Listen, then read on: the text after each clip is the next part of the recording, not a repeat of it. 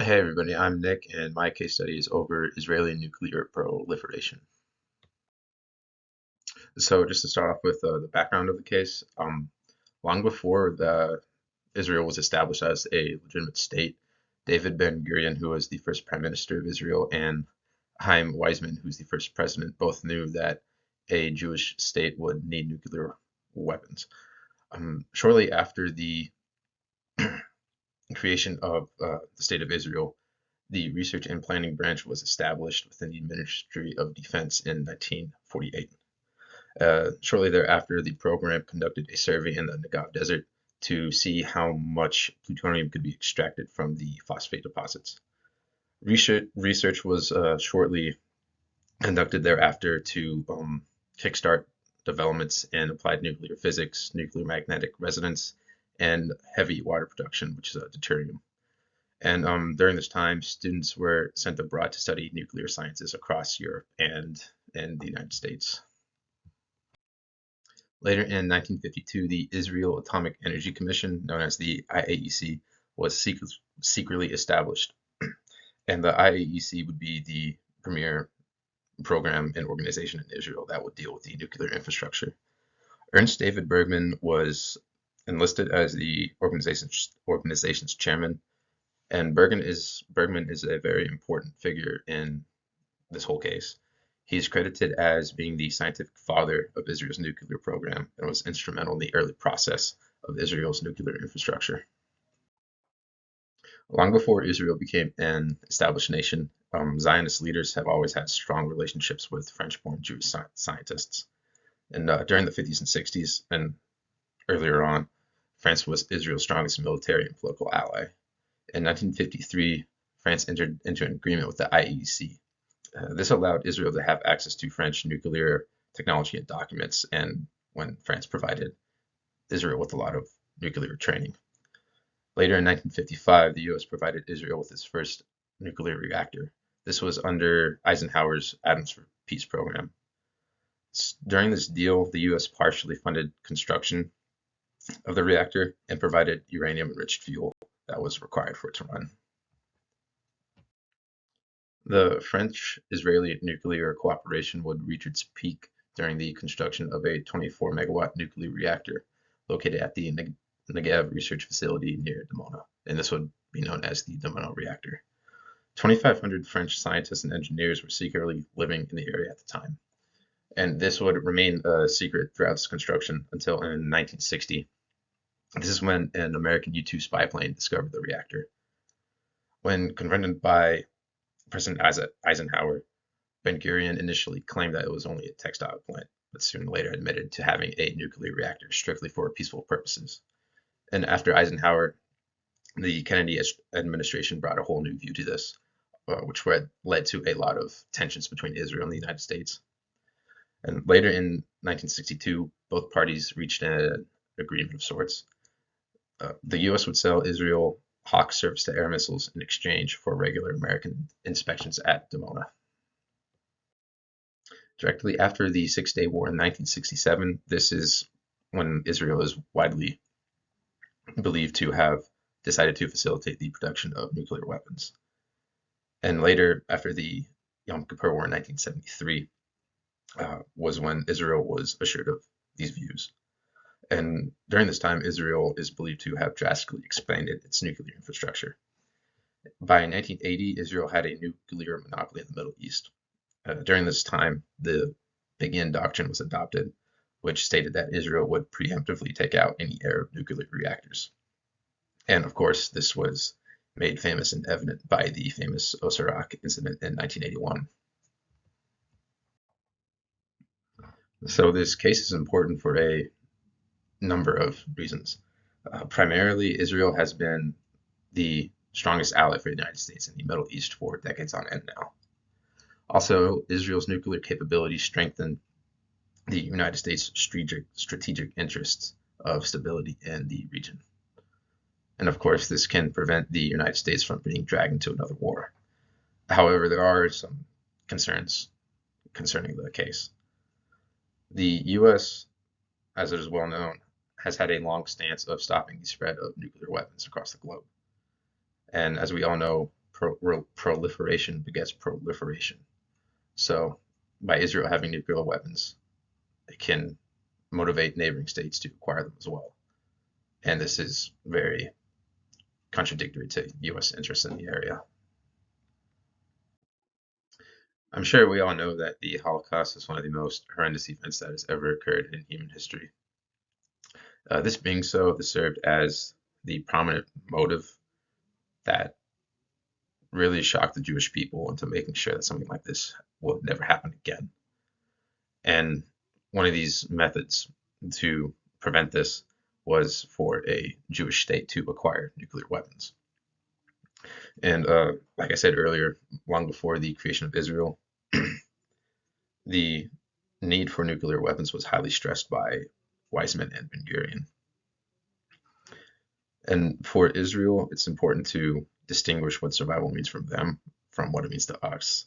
So for a lot of Western countries, survival is associated with the protection of political institutions and values, whereas for Israelis and Jews, it literally means the continued existence of their people. And since they were victims to such atrocities during the Holocaust, you cannot blame them for associating survival with existence. The Six-Day War in 1967 and the Yom Kippur War in 1973 demonstrated that a cooperative Arab attack was real, and a lot of the Arab states that neighbor Israel are determined to carry out the annihilation and extinction of Jewish influence in the region. And of course, back then, this brought back vivid memories of the Holocaust. And still today, many Israelis believe that if one of these wars was lost, then Israel would have been completely destroyed. And of course, this reinforced the belief that nuclear weapons would provide deterrence for them. And of course, as I've established earlier on, the largest reason that Israel has a nuclear weapons program is for deterrence purposes. By doing so, Israel hopes to deter conventional military attacks and possible WMD attacks from the Arab world. Because of this, or this is because of, in recent decades, several Arab leaders have explicitly called for the destruction and annihilation of Israel. Out of all of the neighboring states and states in the region, it can be argued that Iran poses the most dangerous threat. Along with the Arab world, Iran has also called for the destruction of Israel, and they have a nuclear infrastructure. It is also widely believed that they have nuclear weapons capability as well. All of these fall in line with Walter's realist theory that explains in order for a state to secure itself, it must acquire a nuclear weapon to deter all attacks and threats, including nuclear. This is reinforced by Sagan's security model, which reflects the reasons behind Israel's nuclear proliferation.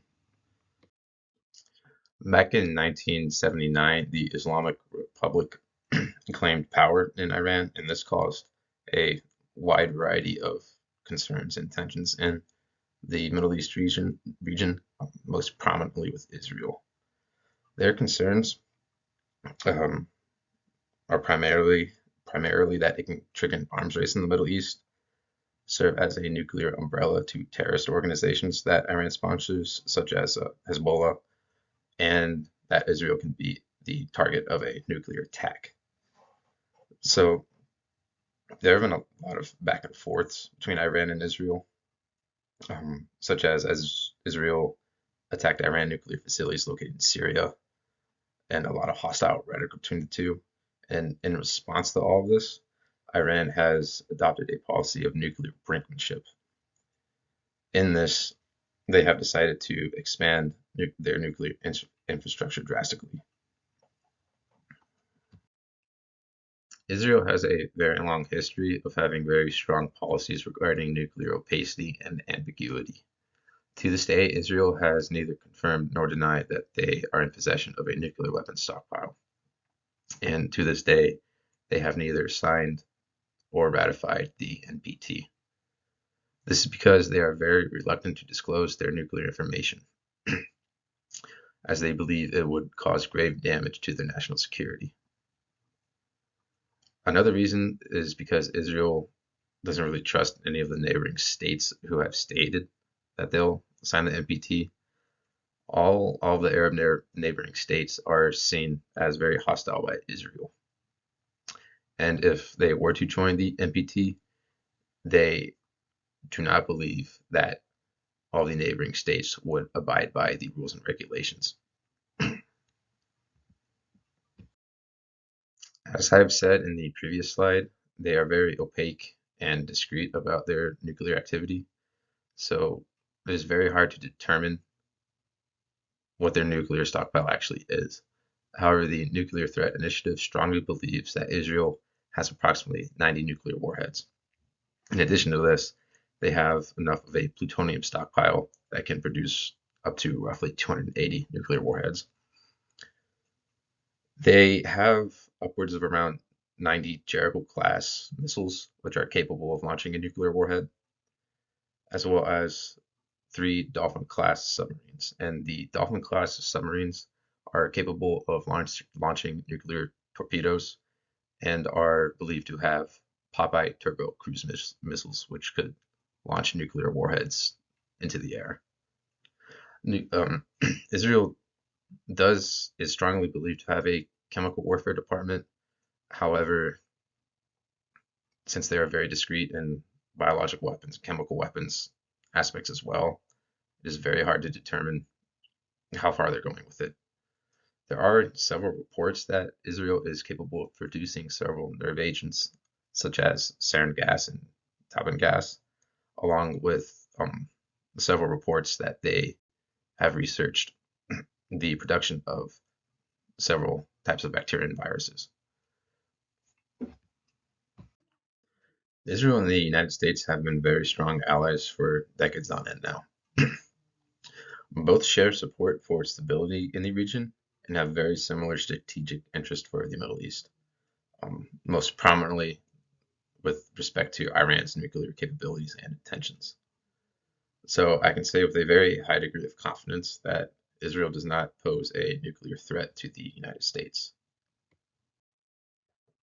Regarding policy prescriptions, I don't believe that there are very many scenarios that would be realistic.